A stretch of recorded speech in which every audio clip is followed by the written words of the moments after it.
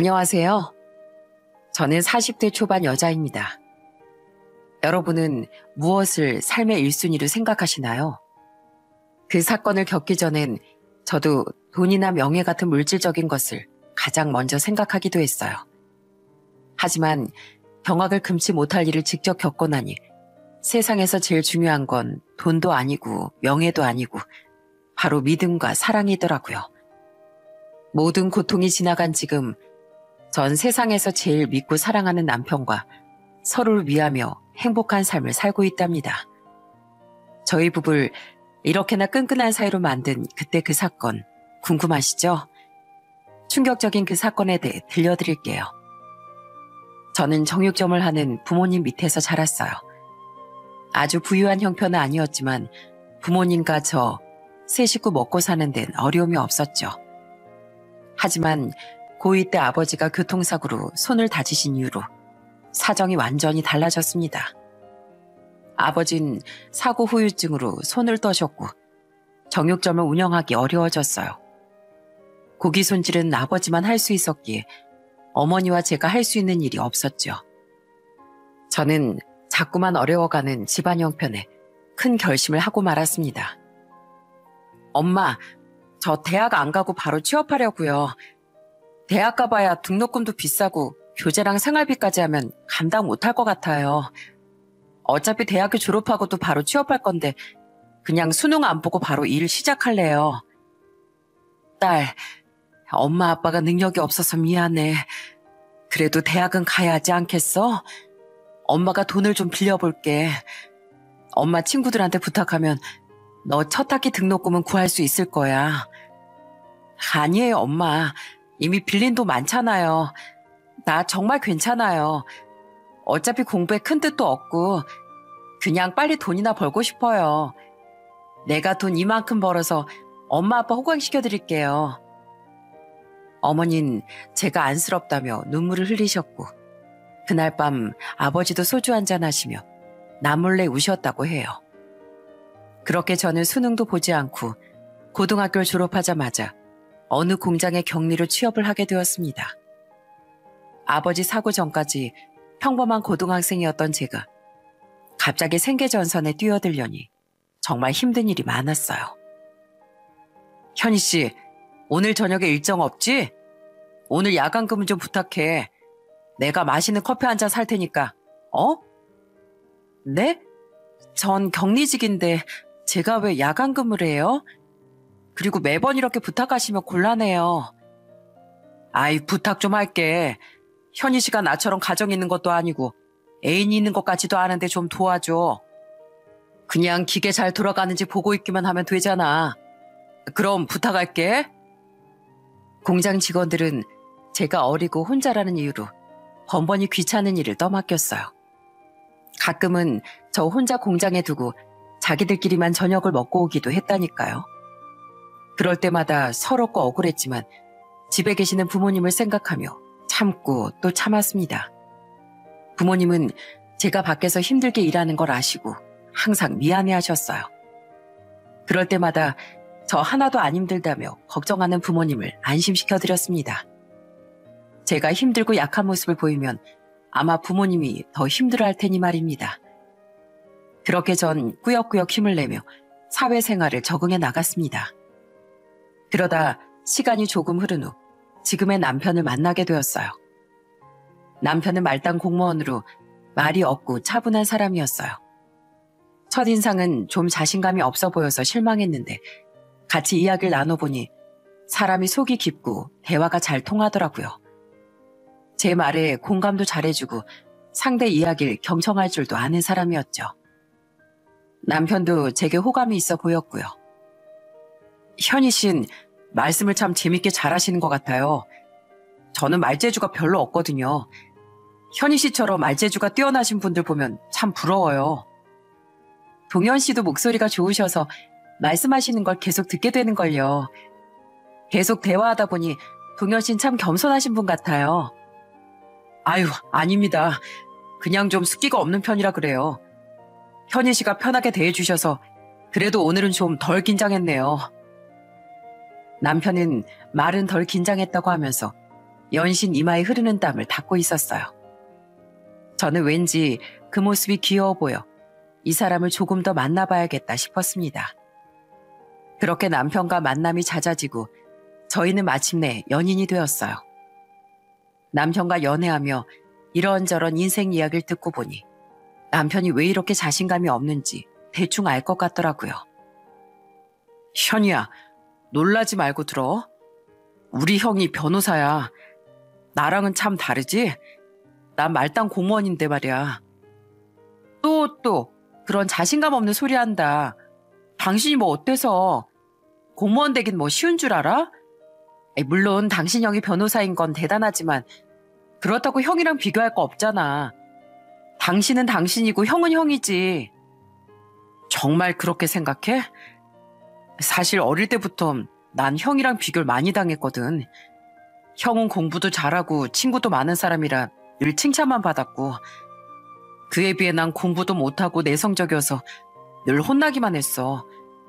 사춘기 땐 형이랑 차별하지 말라고 반항도 많이 했는데 막상 형이 변호사가 되는 걸 보니까 정말 나와는 다른 사람이구나 싶더라고. 넘을 수 없는 벽이라고 해야 하나? 남편은 언제나 형 이야기만 나오면 누가 혼내는 사람도 없는데 잔뜩 주눅이 들었어요. 어릴 적 얘기를 쭉 들어보니 어머니께 차별을 당했더라고요. 늘 남편과 형을 비교하면서 혼을 내셨대요. 어릴 적 남편이 어떤 말들을 듣고 자랐는지 저도 들었는데 전에 듣기만 해도 화가 나더군요. 남편의 어머니는 이런 말들을 달고 사셨대요. 얘 동현아, 넌 이걸 성적이라고 받아온 거니? 난 이런 성적표 살다 처음 본다. 엄마, 그래도 나름 열심히 한 거예요. 저번보다 많이 올랐잖아요. 공부도 못하는 게 어디 말대꾸 하는 것 좀 봐. 네 형은 과외 한 번 안 시켜도 알아서 1등을 척척 받아오는데 넌 도대체 누굴 닮아서 그러니? 머린 장식으로 달고 사는 거야? 정 모르겠으면 형한테 물어보기라도 해. 아유, 하는 거 보면 답답해서 정말. 같은 배에서 났는데 쟨 왜 저러나 몰라. 남편이 성적을 올려와도 계속 비교만 하시니 잘하면서 계속 움츠러들기만 한 거죠. 그래도 심성이 고운 남편은 형에게 살가운 동생이었대요.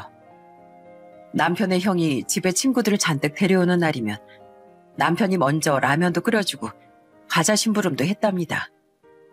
어느 정도였냐면 형 친구들이 부러워할 정도였대요. 야, 네 동생 진짜 착하다. 난 우리 형이 심부름 시키면 하기 싫어서 맨날 도망가는데 이렇게 라면도 끓여오고 말이야. 내 동생? 동현이 착하지. 나도 동생한테 잘해 임마. 야, 동현아, 10,000원 줄 테니까 과자 좀 사다 줘. 남은 돈은 너 가지고. 알았어 형.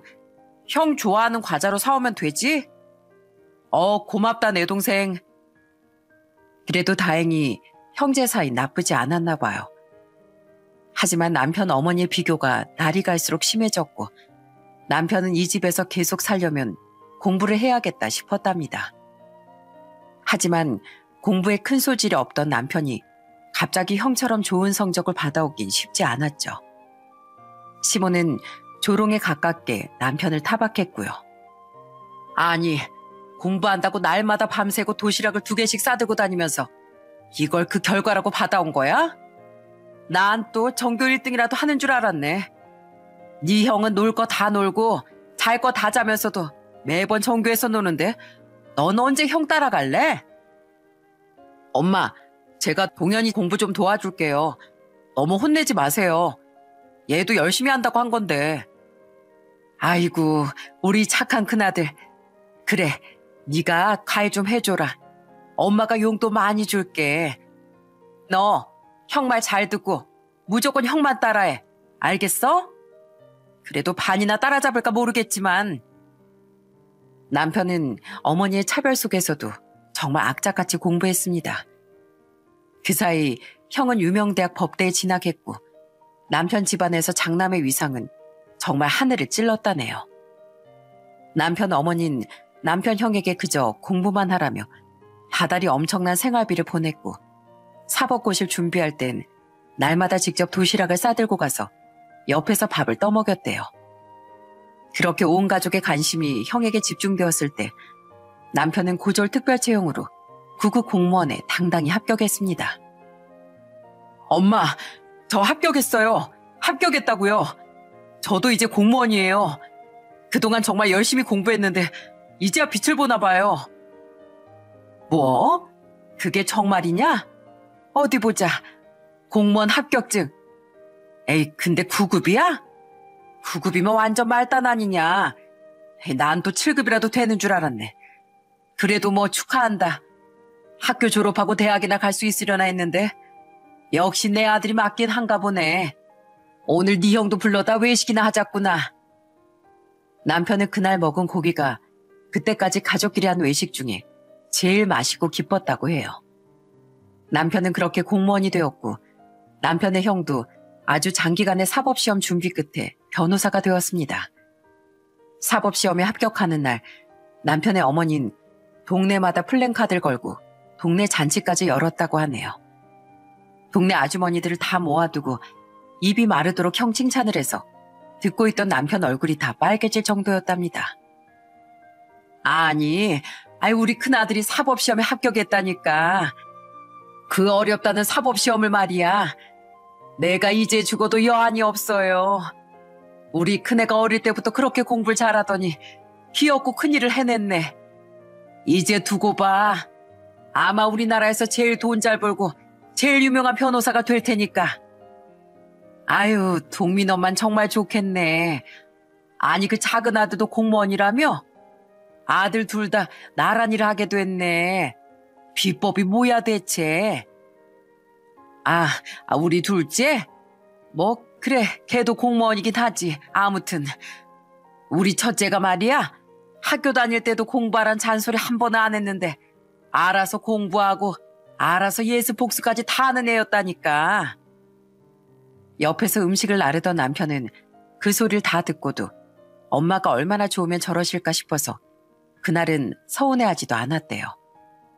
살면서 정말 눈물 쏙 빠지게 서운한 일은 따로 있었죠. 바로 남편 아버지의 장례식이었답니다. 연애 시절 남편은 제게 그때 당시 이야기를 해주며 아직도 눈물을 글썽일 정도였어요. 우리 아버지가 돌아가신 게 나 25살 때쯤이었거든. 평소에 당뇨를 앓고 계셨는데 합병증으로 한갑도 안 돼서 세상을 뜨셨어. 형은 연수원에 가 있느라 아버지 임종을 지키지도 못했고 나랑 어머니만 마지막까지 아버지 곁을 지켰지. 아버지가 돌아가신 걸 안 순간 어머니가 아버지 손을 잡고 이러시는 거야. 여보, 우리 큰애 당당히 변호사 되는 거 보고 가야지. 이렇게 가면 어떡해. 그래도 고마워요. 선물 같은 아들을 주고 가서. 아버지를 보며 나도 울고 있었지만 어머니 말을 들으니까 너무 서운한 거야. 정말 엄마한텐 난 안중에도 없나 싶었어. 곧 큰형이 병원에 왔고 정신없이 장례를 치렀지만 어머니 그 말이 머릿속에서 떠나질 않더라니까. 내가 사정은 잘 모르지만 어머님도 그때 너무 경황이 없으셨던 거 아닐까? 그래도 당신 정말 속상했겠다. 자라면서 비교도 많이 당했다면서. 나도 어머니가 정신없는 와중에 크게 의미를 안 두고 하신 말씀일 거라 믿고 싶어. 내가 자라면서 어머니께 서운한 게 많아서 더 크게 느끼는 거겠지? 그러면서 남편은 어머니를 이해하고 싶다고 말했어요. 하지만 표정은 아직도 서운함이 가득 묻어 있었죠. 저는 그런 남편을 그저 가만히 위로만 해주었습니다. 그 후 저희는 3년간 연애를 했고 둘 다 30이 넘어 결혼을 결심했습니다. 결혼 준비라며 서로 모은 돈을 오픈하게 되었어요. 저는 큰 돈을 모으지 못했지만 그래도 20살부터 일하며 모은 돈이 어느 정도 있었거든요. 그런데 저처럼 학교 졸업하고 바로 공무원으로 일한 남편이 모은 돈이 하나도 없는 거예요. 돈을 보고 남편을 만난 건 아니었지만 그래도 공무원인데 왜 모은 돈이 하나도 없는지 이상하더라고요. 저는 남편에게 솔직하게 물었습니다. 있지. 기분 나빠하지 말고 들어줬으면 좋겠어. 오빠가 연차도 꽤 되고 공무원 월급이 그래도 아주 적지 않은데 왜 모은 돈이 없는 건지 물어도 돼? 혹시 내가 모르는 사정이 있는 거야? 아, 그게 말이야. 사실 이제까지 월급을 어머니가 관리해 주신다고 해서 거의 다 드렸어. 10년 넘게 월급의 70% 정도를 드렸던 것 같아. 아마 어머니께 말씀드리면 그동안 모은 돈 주실 거야. 저는 남편 말을 듣고 그제야 조금 안심했습니다. 남편 어머니가 맡아서 관리해 주신다니 그 돈이 설마 어디 갈까 싶었어요. 저는 남편 말을 믿고 결혼 준비를 해나갔습니다. 우선 직장을 야근이 적고 조금 더 안정적인 중소기업 격리로 이직했어요. 그리고 마침내 남편 어머니, 그러니까 이제 제 시모가 되는 분을 만나 뵙게 되었습니다.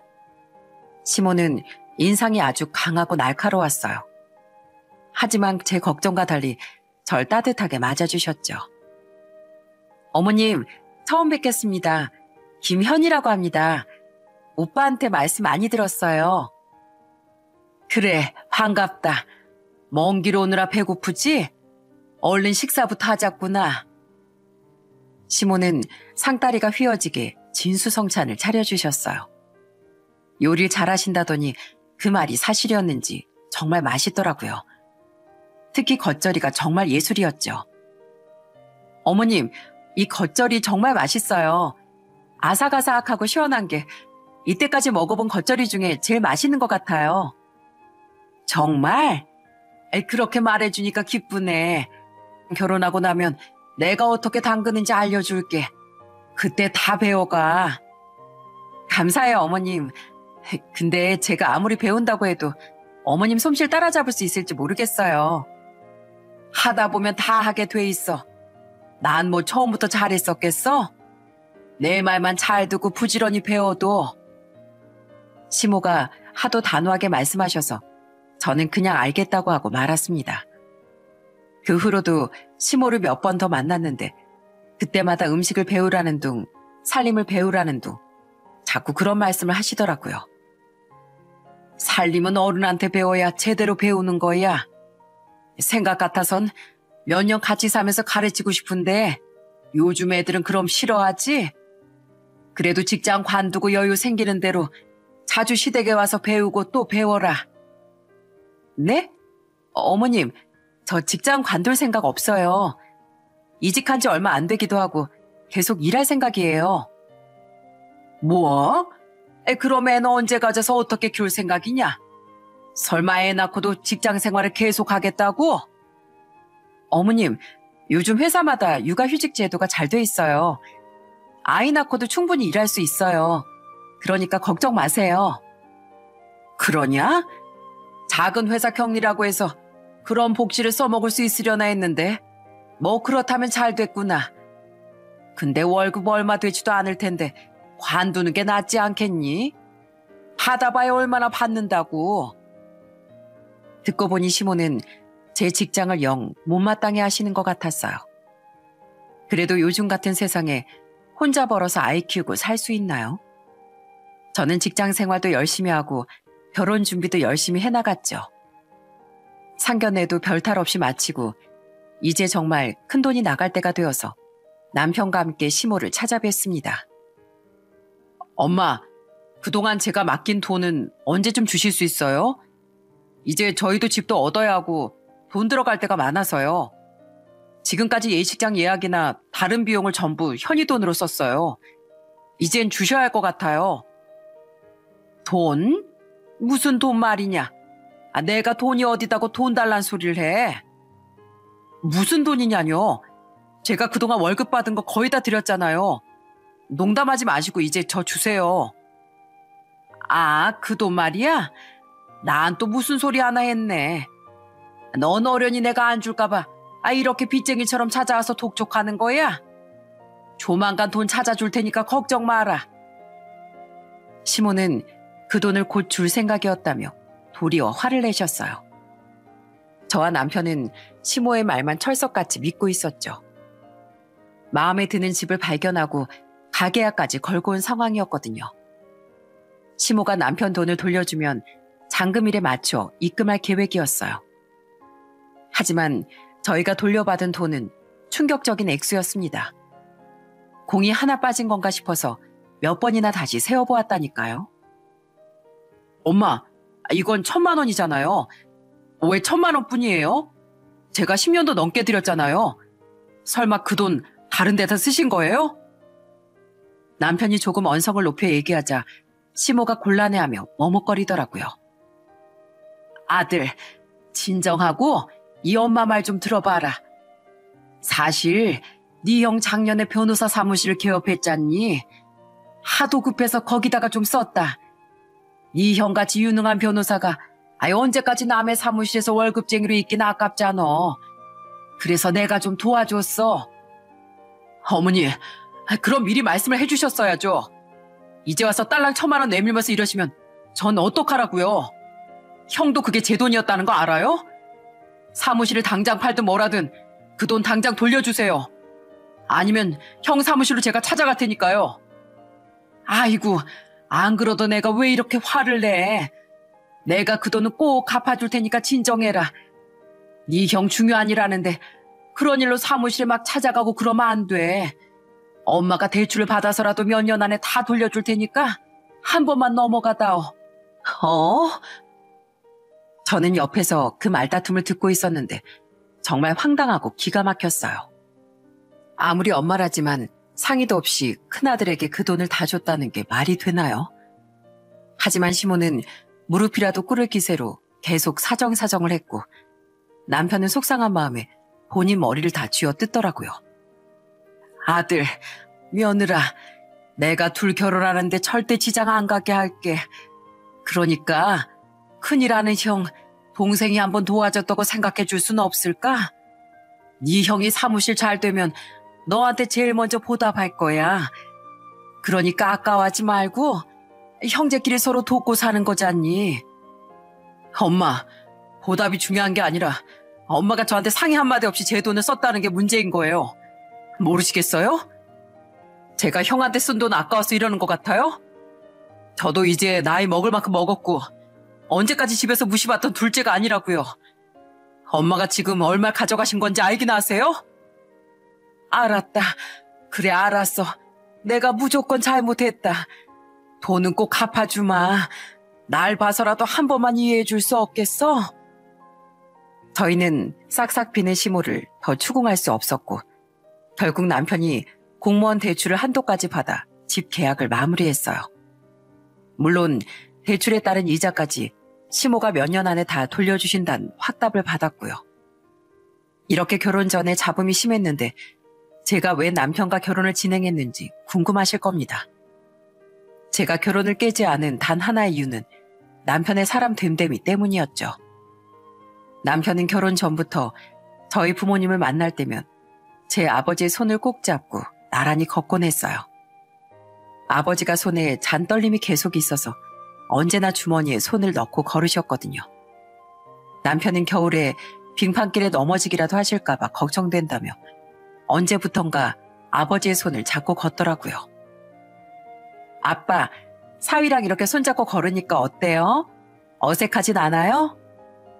사실 처음엔 조금 어색했는데 우리 강서방이 내 생각해서 손까지 이렇게 잡아주는 걸 알고 나니 너무 좋기만 하구나. 장성한 아들이 생긴 것 같아서 든든하기도 하고. 장인어른, 제가 손도 잡아드리고 사우나 가서 때도 밀어드리고 아들 노릇 잘할게요. 그러니까 계속 건강하기만 해주세요. 다정하게 걷고 있는 남편과 아버지의 뒷모습을 보면 어떤 날은 눈물이 날 것 같이 좋았어요. 이런 남편을 두고 어떻게 이별을 생각하겠어요? 남편은 어떤 힘든 상황에서도 저와 우리 가족의 손을 놓지 않을 사람이니까요. 저흰 그렇게 우여곡절 많은 결혼식을 올렸고 행복한 신혼생활을 이어가는 듯 싶었습니다. 솔직히 말해 시댁에 가지 않으면 정말 아무 문제가 없었어요. 시숙은 저희보다 6개월 먼저 결혼해서 저에게 형님 되는 사람이 있었는데요. 시숙과 같은 로펌에서 만난 변호사라고 했어요. 시모는 말끝마다 저와 형님을 비교하며 제 직장을 깎아내렸어요.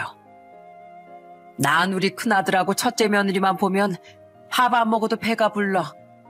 변호사 아들의 변호사 며느리라니 정말 완벽하지 않니? 그에 비해 우리 둘째 며느린 말하기도 싫다. 내 창피해서 동네 사람들한테 무슨 직장 다닌다고 얘기도 안 해. 저는 자존심이 상해서 어떻게 대꾸해야 할지도 모르겠더라고요. 다행히 그때마다 남편이 저 대신 화를 내주었죠. 어머니, 이 사람 듣고 있는데 말씀이 지나치신 거 아니에요? 이 사람 직장이 뭐 어때서요? 멀쩡한 직장에서 성실하게 일하는 사람한테 왜 그런 말씀을 하세요? 아니 뭐 내가 틀린 말 했냐? 난 네가 아무리 말단 공무원이라도 그래도 명색이 공무원인데 비슷하게 나란 일하는 사람을 만날 줄 알았지. 근데 경리가 웬 말이야. 첫째네랑 비교를 안 하고 싶어도 안 할 수가 있어야지. 그러니까 왜 비교를 하시냐고요. 형은 형이고 전 저예요. 저희들이 알콩달콩 잘 살고 있는데 어머니가 그렇게 말씀하실 때마다 제가 이 사람 볼 면목이 없어요. 그러니까 앞으로 절대 형네와 비교하지 마세요. 아이고, 아들 무서워서 말이나 한마디 하겠어? 벌써부터 지 마누라 편드는 거 좀 봐라.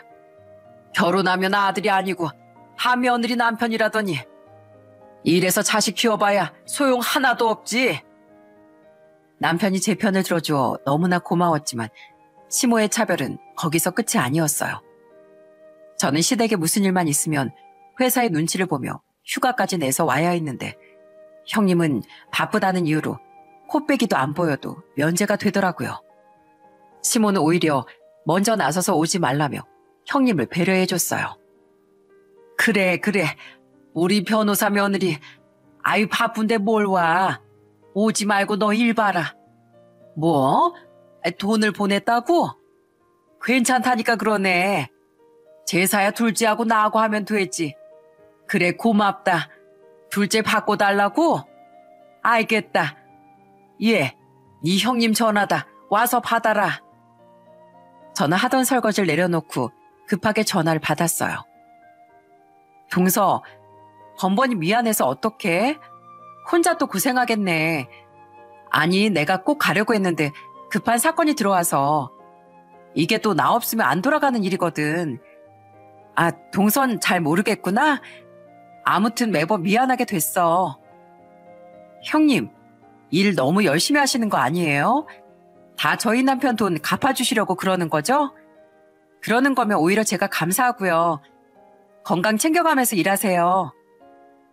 제가 그렇게 말하자 형님은 바쁘다며 급하게 전화를 끊었고 시모도 한급하게 자리를 뜨더라고요.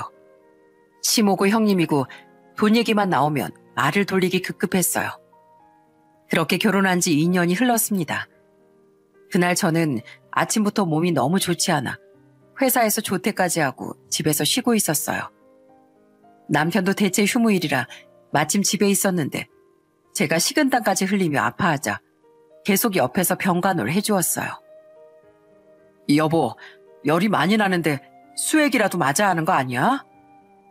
아니야, 괜찮아. 약도 먹었고 당신이 계속 간호해줘서 아까보단 괜찮아진 것 같아. 좀 자다 일어나면 낫겠지 뭐. 당신 이렇게 아프니까 너무 속상하다. 아프지 마, 어? 남편은 제가 아파서 속상하다며 저보다 더 아픈 얼굴을 하고 열심히 병간호를 했어요. 저는 안방에서 깜빡 잠이 들었고 남편은 밀린 설거지를 한다며 주방에 가 있던 때였습니다. 한참 자고 있는데 시모에게 전화가 걸려왔어요. 저는 목을 가다듬고 전화를 받았습니다. 네, 어머님, 무슨 일이세요? 너 목소리가 왜 그러냐? 지금 자다가 일어난 거야? 아, 오늘 휴가 내서 집에 있어요. 무슨 급한 일 있으세요? 아, 그게 말이야. 내가 너랑 급하게 할 일이 있다. 지금 집으로 와줄 수 있겠니? 가능하면 빨리. 아, 지금이요? 무슨 일이신데요? 그이도 오늘 휴가인데 같이 갈까요? 아야, 아니다. 너 혼자만, 너만 와. 동현이한텐 절대 말하지 말고 꼭 혼자 와야 된다. 알았지? 아주 급한 일이야. 시모가 하도 급한 일이라고 하니 몸은 계속 안 좋았지만 결국 자리에서 일어났죠. 간단하게 나갈 채비라고 남편에게 말을 걸었습니다. 여보, 나 어머니께 좀 다녀올게. 어머님이 나한테 급하게 하실 말씀이 있으신가 봐. 어? 지금? 당신 그 몸을 해가지고 어딜 간다고? 전화로 하면 안 되는 거야? 아니면 내가 엄마한테 말씀드릴게. 당신 아프다고. 아니야. 어차피 차로 15분이면 가잖아. 그러니까 얼른 갔다 오는 게 나아. 얼마나 급한 일이면 나 혼자 부르셨겠어. 걱정 말고 금방 다녀올게. 여보, 괜찮겠어? 아무리 그래도 같이 가는 게 나을 것 같은데. 혹시 무슨 일 있으면 바로 전화하고. 알겠네요. 내가 어디 위험한 데 가? 어머니께 가는 건데 뭐. 당신도 좀 쉬고 있어. 쉬는 날인데 나 때문에 쉬지도 못했잖아. 저는 옷깃을 여미며 가벼운 마음으로 시댁으로 향했습니다. 가는 내내 차에서 뜨거운 물도 마시고 컨디션을 올리려고 노력했어요. 시모 앞에서 아픈 티 내봐야 별로 좋은 소리를 못 듣거든요. 그렇게 시댁 근처에 도착해 차를 세우고 대문을 열었습니다. 어머님, 저 왔어요. 어머님, 근데 이게 다 뭐예요? 저는 시댁 마당을 보고 경악하고 말았습니다. 글쎄 그 넓은 마당이 어떤 광경이었는지 아시나요? 마당 전부에 절인 배추로 가득이었다니까요. 어림잡아도 100포기는 넘는 것 같았어요. 왔니? 왜 이렇게 늦었어? 빨리 좀 오라니까. 하여간에 느려 터져선. 잔말 말고 이것부터 받아라. 이거 오늘 안에 다 끝내야 하니까. 시모는 제게 대뜸 앞치마를 던졌어요. 얼떨결에 받으니 내친김에 고무장갑도 하나 건네더라고요. 이게 다 뭐 하시는 거예요? 설마 김장하시게요? 이 많은 배추를 혼자 어쩌시려고요? 그러니까 널 부른 거 아니냐. 이걸 나 혼자 어떻게 해? 이시숙하고 형님이 내가 담근 김치를 얼마나 좋아하는 줄 알지? 그래서 마침 김장철도 됐고 얼른 담아다가 보내주려고 한다. 거기 그러고 서 있지 말고 빨리 손 씻고 와서 김장하자꾸나. 저는 기가 막혀서 웃음이 다 나오더라고요. 잠깐 내리는 듯 했던 열이 다시 오르는 것 같았죠. 그러니까 어머님, 지금 저더러 김치 담그라고 부르신 거죠? 급하게 하실 말씀이 있다고 혼자 오라더니 김장하라고 부르신 거예요? 제가 어머님 연락받고 얼마나 헐레벌떡 온 줄 아세요? 그래, 아이 김장하라고 불렀다니까. 뭘 2번, 3번 물어. 네 시숙네도 보내고 우리 첫째 며느리 사돈댁에도 해서 보내야 돼. 사돈댁이 또 내 김치를 그렇게 좋아하신다. 그 댁으로 갈 김치는 시원하게 굴도 넣고 더 특별하게 신경 좀 써라. 난 다른 볼 일이 있어서 그거부터 하고 있을 테니까. 어머님, 제가 왜 그 댁 어른들 김치까지 챙겨야 하는데요. 저 오늘 몸이 아파서 휴가까지 내고 쉬고 있었어요. 그런데도 어머님이 급하게 하실 말씀이 있다니까 아픈 몸을 끌고 여기까지 온 거라고요. 어머님은 절 며느리로 생각은 하세요? 아니면 적당히 공짜로 부려먹을 식모찜으로 생각하시는 거예요? 어머, 얘 눈을 동그랗게 뜨고 대드는 것 좀 봐라. 아주 시애미를 잡아먹겠다 너. 이래서 배운 거 없는 애를 들이면 안 된다니까. 내가 가진 거 없고 배운 거 하나 없는 널 왜 며느리로 받아줬겠냐? 다 이런 데 써먹으려고 들인 거지. 우리 첫째 며느리는 잘난 며느리를 골랐으니까 둘째는 옆에서 몸으로라도 때워야 하지 않겠니? 뭐라고요?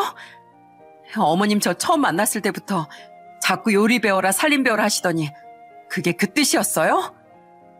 그걸 이제 알았어? 이런 거라도 안 하면 널 써먹을 데가 뭐 있겠니? 집안이 좋기래 뭐 하나 내세울 게 있기래. 나 참 그래놓고 결혼할 때 오히려 돈 달라고 난리였지? 저는 말문이 막혀 입을 다물지도 못하고 서 있었어요. 자꾸 눈물이 먼저 날 것 같더라고요. 그런데 그때 벼랑간 대문이 거칠게 열리더니 큰 고함 소리가 들렸어요. 어머니, 지금 뭐 하시는 거예요? 이러시려고 이 사람 부르셨어요? 바로 남편이었어요. 남편은 절 혼자 보내기 걱정이 돼서 제 뒤를 쫓아온 모양이었어요. 남편은 시모에게 울부짖으며 말했어요. 저 어머니가 평생 형이랑 비교하고 저 무시해도 다 참고 살았어요. 그래도 형이 나보다 공부 잘하니까 형이 변호사니까 하면서 참았다고요. 근데 저로 모자라 이 사람한테까지 못되게 구시는 거예요? 대체 왜요? 제가 뭘 잘못했는데요? 너 대체 언제부터 와 있었던 거야? 이제 마누라 편을 들다 못해 이 엄마한테 고함까지 치는 거야? 내가 널 그렇게 가르쳤어? 네가 이딴 식으로 구니까 네 형이랑 비교를 당하는 거야. 네 형이랑 형순 내 말을 얼마나 잘 듣는 줄 알아? 저 지금까지 어머니 말 한 번 거스르지 않고 순종하고 살았어요. 근데 어머니는 어떻게 이러실 수가 있어요? 순종은 무슨 순종? 네가 언제 내 말 들었냐? 내 말 들었으면 네 형처럼 변호사 되고 판검사 됐어야지. 제발 형이랑 비교 좀 그만하세요.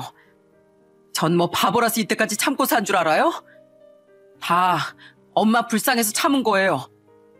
아버지도 돌아가셨고 기댈 곳이 잘난 형뿐이라서 저러시나 보다 넘긴 거라고요. 그런데 제 와이프한테까지 이러시는 건 저 절대 안 참아요. 아니 못 참아요. 저 오늘부터 이 집안에 아들 안 합니다.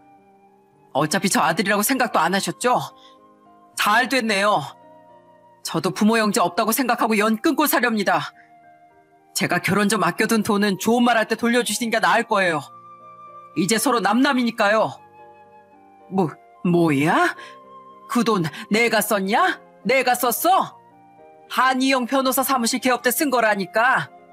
넌 기어이 그걸 돌려받고 싶니? 네, 돌려받아야겠어요. 제가 어머니께 돈 맡겨둔 거지 형한테 준 건가요? 형한테 준 돈은 어머니가 알아서 하시고 저는 제 돈 받아야 하니까 알아서 처리하시고 전 제 돈만 받아가겠습니다.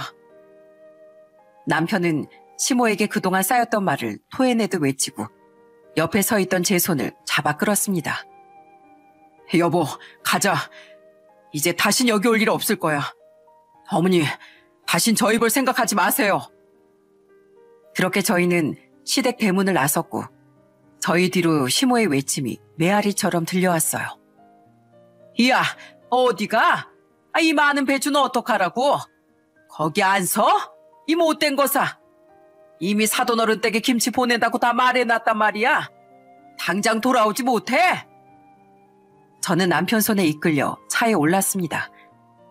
남편은 한동안 말이 없더니 자동차 핸들에 기대어 눈물까지 흘렸어요. 그러면서 그동안 서러웠던 모든 이야기를 털어놓았습니다.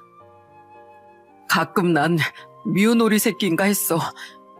잘난 형에 비하면 모든 게 부족하다고 생각했으니까. 어머니가 형과 날 차별한 게 한두 가지가 아니야. 성적은 당연하고 외모, 돈, 키까지 비교하면서 자존심을 뭉개셨어. 평생 그런 말만 듣고 자라다 보니 난 내가 정말 무능하고 별 볼 일 없는 사람이라고 생각했고. 아니야, 여보. 당신이 얼마나 좋은 사람인데 그렇게 자책하지 마. 고마워. 당신이 아니었다면 난 이렇게 계속 패배감에 젖어 살았을 거야. 더는 내가 실패한 사람이라고 생각하지 않을게. 이젠 어머니 말에 휘둘리지 않을 거야. 끊임없이 형과 날 비교하고 깎아내리고 차별하는 그 말 가만 듣고만 있지 않을 거야. 여보, 정말 미안해. 당신도 이런 일을 겪게 해서 내가 당신을 지켜줬어야 했는데 그런 말이나 듣게 하고 다 내 잘못이야. 저는 오열하는 남편을 꽉 끌어안았습니다. 당신 왜 그런 말을 해? 당신 잘못 아닌 거 알잖아. 미안해하지 마. 당신 이렇게 와줘서 나 구해줬잖아. 그거면 됐어. 이렇게 와줘서 고마워. 그러니까 그만 울어. 어? 저희는 그날 차에서 몇 시간이나 울며 서로를 위로했습니다.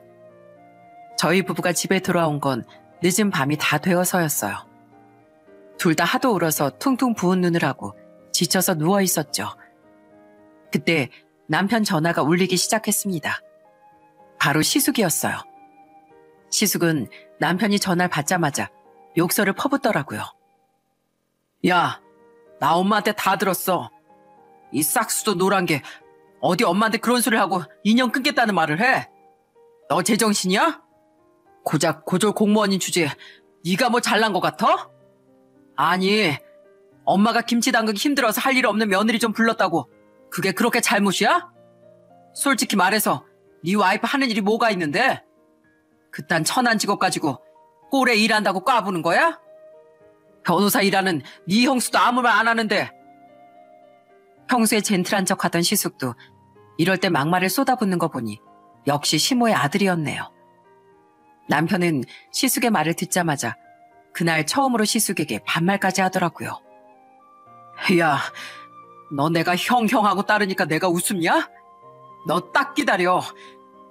엄마가 너한테 준 돈이나 뱉을 준비하고. 남편은 급히 연가를 내고 다다음 날 바로 시숙이 있는 서울로 향했습니다. 사실 남편도 이성을 잃은 상태인 걸 알아서 걱정이 많이 됐어요. 혹시 사고라도 날까 싶어서 말려야 하나 싶기도 했고요. 제가 다시 남편에게 전화를 받았을 때 남편은 경찰서에 있었습니다. 뭐? 당신 경찰서라고? 어떻게 된 거야? 무슨 큰일 난 거야? 시숙은 뭐라는데? 남편은 차분하게 자초지정을 설명해 주었어요. 서울로 올라간 남편은 곧장 시숙의 사무실로 향했습니다. 시숙은 문도 열어주지 않았고 남편은 변호사 사무실 입구에 서서 시숙이 나오기만을 기다리고 있었대요. 고객들이 왔다 갔다 하는 입구에 남편이 계속 서 있으니 결국 시숙이 나온 모양이에요. 야, 너 지금 남의 사무실 앞에서 뭐 하는 거야? 영업 방해로 끌려가고 싶어? 영업 방해 무슨 영업 방해? 내가 형처럼 욕을 하기로 했어. 협박을 하기로 했어. 난 가만히 서 있기만 했어.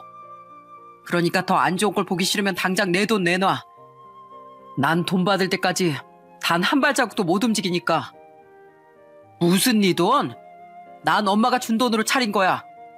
네가 나한테 돈 줬냐? 참나, 무슨 변호사가 날강도도 아니고 남의 돈을 거저 훔쳐가려고 해. 이거 형네 고객들도 알아? 모르면 내가 말해주고. 여기 도둑놈이 하는 변호사 사무실이라고.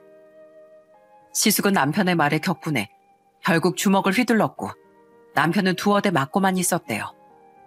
대신 바로 경찰에 신고했고 시숙과 함께 경찰서에 오게 된 거였죠.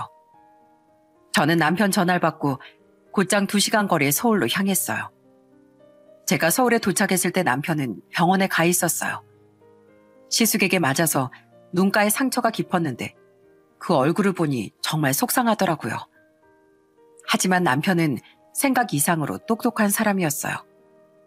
남편의 시숙을 곧장 폭행죄로 형사고발했고 단 한 대도 때리지 않았던 남편은 진단서까지 싹 끊어서 제출했습니다. 이 사건으로 시댁은 발칵 뒤집혔어요. 시모가 와서 빌고 또 빌었고 그 잘난 형님도 저희와 합의를 보려고 온갖 짓을 다 했지만 남편은 돈을 줄 때까지 절대 합의는 없다고 강경하게 대처했어요. 결국 시숙과 시모는 두 손 두 발 다 들고 말았죠. 시숙이 시모에게 받아간 남편의 돈 1억 3,700만 원을 토해낸 것이었어요. 그렇게나 큰 돈을 날강도처럼 날름 뺏으려 했다니 정말 기가 막히지 않나요? 남편은 통장에 돈이 입금되는 순간 바로 고소를 취하해 주었어요. 시숙이 왜 그 돈을 토해낸 줄 아시나요? 알고 보니 요즘 직업이 변호사여도 밥벌이도 못하는 변호사들이 수두룩하다고 하더라고요. 이런 와중에 남편이 1인 시위라든지 광고를 해서 시숙에 대한 정체를 까발리면 본인 이미지가 상할까봐 그 돈을 준 거였습니다. 요즘 변호사도 이미지가 생명이라고 하더라고요. 결국은 본인 밥줄 끊길까봐 준 거였죠. 남편은 시모와 시숙에게 말했습니다. 내가 왜 고소를 취하하는 줄 알아요? 당신의 인생 불쌍해서 그래요. 평생 남하고 비교하고 조금이라도 깎아내리는 데만 인생을 낭비하고 사니까. 이제 돈도 받았으니까 영원히 볼 일이 없을 겁니다. 인연 끊고 삽시다 우리. 시모는 냉정하게 돌아서는 남편을 붙잡으려고 했지만 남편은 더 이상 순하기만 했던 불쌍한 둘째 아들이 아니었어요. 남편은 시숙에게 입금받은 통장을 저에게 고스란히 주었습니다. 여보, 이 돈으로 당신이 우리 가족에게 받은 상처가 나을지 모르겠지만 내 마음이라고 생각하고 받아줘. 그동안 당신 고생시켜서 정말 미안해. 이제 내게 가족은 당신과 장인어른, 장모님 뿐이야. 고마워 여보. 하지만 이 돈은 당신 거야. 당신이 그동안 마음고생하고 힘들게 산 값이라고 생각하자. 고생 많았어, 여보. 우린 그 통장을 붙들고 한참이나 깊은 생각에 잠겼습니다. 평생 차별로 남편을 슬프게 하던 시모와 시숙과 이렇게 연을 끊는구나 싶었죠. 그렇게 시간이 흘러 3년이 지났습니다. 저는 그 사이 아이를 가졌어요. 스트레스 받을 일이 없으니까 그렇게 원하던 아이가 이제야 찾아왔나 봐요. 저도 정말 기쁘지만 무엇보다 남편이 정말 좋아해요. 새로운 식구가 생겼다면서요. 물론 그 일이 있고 지난 3년 동안 즐겁게만 보낸 건 아니었어요. 그 사이 시모에게 전화가 수십 차례 걸려왔거든요. 예, 세아가. 너 정말 이대로 안 보고 살 거냐? 아유, 어떻게 전륜을 끊고 살아? 내가 잘못했다. 다 내 잘못이야. 어머님, 저는 더 이상 드릴 말씀 없어요. 어머님과 통화한 거 알면 그 사람한테 제가 혼나요. 그러니까 전화하지 마세요. 제발 끊지 말아라. 사실 네 시숙하고 큰며느리도 나랑 인연 끊겠다고 난리다. 나한테 있는 거라고 나 아들 둘뿐인데 둘 다 이 엄마하고 안 보고 살겠다고 그러니 내가 무슨 낙으로 살겠니? 아, 정말요? 어머님이 시숙님하고 형님을 참 예뻐하셨는데 왜 그러셨을까요? 형님이야 바쁜 분이 그렇다 쳐도 시숙님은 어머님이 제일 믿고 의지하는 아들이잖아요. 둘째인 저희 남편이 서운해할 정도로 시숙님을 밀어주셨는데 무슨 일이 또 있었나 봐요? 시모의 하소연을 들어보니 저희 부부와 절연한 이유로 시모가 형님에게 많이 의지한 모양이었어요. 날마다 전화하고 찾아가고 엄청 귀찮게 했나 봐요. 안 그래도 형님은 맨날 바쁘다는 소리를 입에 달고 사는 사람인데 시모가 우는 소리를 하며 귀찮게 하니 얼마나 곤란했겠어요. 사실 시숙이 영 능력 없는 변호사여서 맞는 사건마다 패소하고 그나마 들어오던 수임도 아예 뚝 끊어졌다고 하더라고요. 임대료 내기도 어려운 지경이라 형님이 옆에서 경제적으로 돕고 있었나 봐요. 그런 상황인데도 시모가 계속 형님을 귀찮게 했으니 인연을 끊자는 소리가 나오는 것도 당연했죠. 큰 며느리가 전화를 안 받으니 큰아들한테 내가 계속 연락을 했지. 그런데 그것도 지 마누라 편드느라 오히려 나한테 그만 좀 하라고 역성이더라. 큰 며느리가 그동안 임대료도 내주고 변호사 일도 계속 도와줬다더니 대놓고 편을 들고 있어. 그거 참 안타깝네요, 어머님. 그런데 어쩌죠? 어머님이 그렇게 차별하시던 둘째 아들도 어머니 뵐 생각이 전혀 없다네요. 저도 그의 의견과 같은 생각이고요. 그렇게 둘밖에 없는 아들들을 왜 그렇게 비교하고 차별하셨어요? 뭐야? 그러고도 네가 며느리야? 시모인 날 버리고도 우리 아들이랑 살 자격이 있냔 말이야? 어머님이 저와 그 일 밥 먹듯이 무시하고 저희 집안까지 무시하면서 절 며느리로 생각 안 하시는데 제가 어떻게 어머님 며느리예요? 전 어머님 같은 사람을 절대로 시어머니를 모시고 싶지 않네요. 저는 통쾌하게 한 방 날리고 전화를 끊었습니다. 시모가 그렇게 큰아들 하더니 결국엔 큰아들한테도 팽당하고 만 거였죠.